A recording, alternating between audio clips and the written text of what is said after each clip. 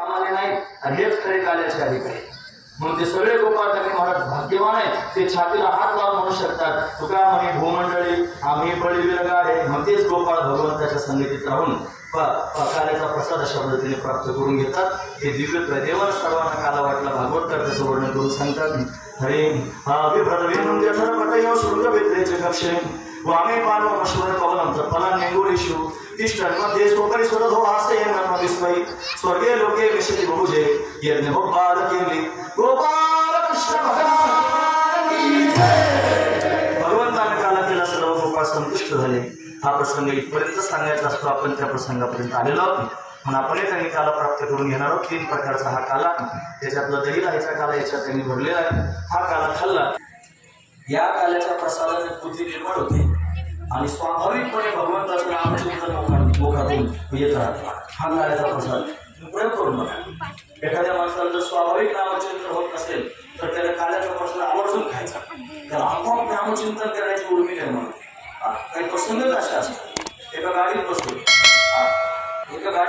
आता मला बऱ्याच वेळा त्या आपल्याकडे काही गाडी मिळली नाही कोणतरी गाडी घेऊन यायचं मग त्या गाडीत बसल्यानंतर ती गाडीचे मालक मागे बसले पण त्या सीटवर बसल्याबरोबर पुष्प प्रकट झालं त्याच्यात त्यांनी पुष्प घुसला मारा तो प्रसाद रूपाने आपल्या हातात जर आला तर आपलं जीवन कृष्णमय व्हायचं नाही का। हा दही राहायचा काला दुसरा काला हरिनामाचा खिचडी काला प्राप्त होईल आणि हरिनामाच्या खिचडी काल्याने त्यांनी महाराज अजून प्रमोशन होईल मग जीव ब्रह्मांड ज्ञानाचा काला होईल आणि मग जीवनमुक्त अवस्था प्राप्त होईल एवढं सामर्थ्य या काल्याच्या प्रसादाचं आहे। मग तो आपण सेवन करणार आहोत।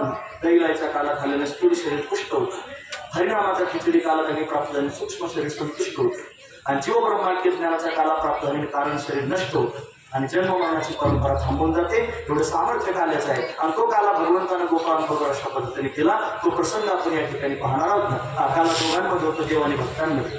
कीर्तनामध्ये देव म्हणत असतो भक्तांची आवश्यकता आहे। कोणी भक्तांची आवश्यकता आहे वैष्णव निका समोर नित्य वैष्णवांची। मग नित्य वैष्णव जर कोण असतील मला माहिती आहे सांगू का सांगू आद्य जगद्गुरु शंकराचार्य ज्ञानोबा आद्य जगद्गुरु शंकराचार्य ज्ञानोबा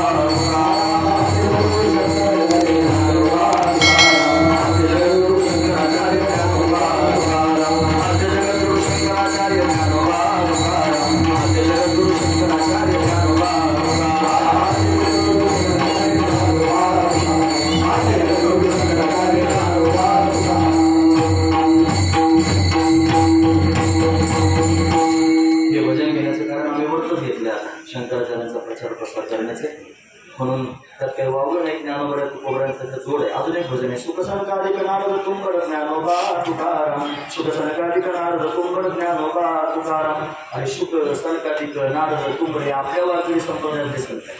आपण त्यांना विसरून कसं चालेल पण सगळ्या संतांचं चिंतन करताना असं चिंतन केलं पाहिजे। असू द्या झालेली सेवा भगवंताच्या चरणी मुक्ताई मातेच्या चरणी समर्पित करून या ठिकाणी थांबूया। 2 तास बसून तुम्ही माझी बडबड ऐकून घेतली तुम्हाला सर्वांच्या अंतःकरणापासून धन्यवाद।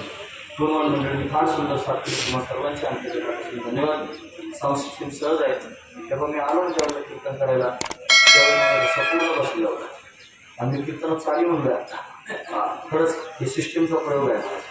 रात्री त्यांनी सिस्टीम अशी होती ना सगळं जाम करून टाकलं आणि आताची सिस्टीम अशी सर्व उठवून टाकली असे ना मग खरंच चांगली सिस्टीम आहे। त्यांनी सरळ अशा पद्धतीने मला बोलता आलं त्यांच्या अंतःकरणापासून धन्यवाद। पंचकृषीतून भाविक उपस्थित आहेत। भागवत कथेमध्ये काला झाला नाही नागापूरला असं समजा भागवत कथेचाच काला होता हीच सगळी मंडळी डोळ्यासमोर आहे कुठं तरी आम्ही फोडली पण काल्याचं कीर्तन झालं नाही। संध्याकाळी गेलं ना मग दिवसा करत असतो सगळंच वाटलं असतं मग कथेनंच सांगत आहे की काल्याचा दोन आपण म्हणून तयारी फोडली हीच मंडळी माझ्या डोळ्यासमोर मला सगळे दिसत आहेत। महाराष्ट्र पण 1-2 वेळा त्यांनी आले होते सगळीच मंडळी ते महाराज आले होते। अजून एक महाराज माझ्या डोळ्यातला दिसत नाही राहतात की मला त्यांचं नाव माहीत नाही ना मग त्यांनी जेवढी मंडळी आली तेवढी सगळी त्यांनी फार श्रद्धेनं भावनेनं श्रवण करण्याकरिता आली तीच मंडळी डोळ्यासमोर त्यांनी दिसत आहेत म्हणून सर्वांच्या अंतःकरणापासून धन्यवाद।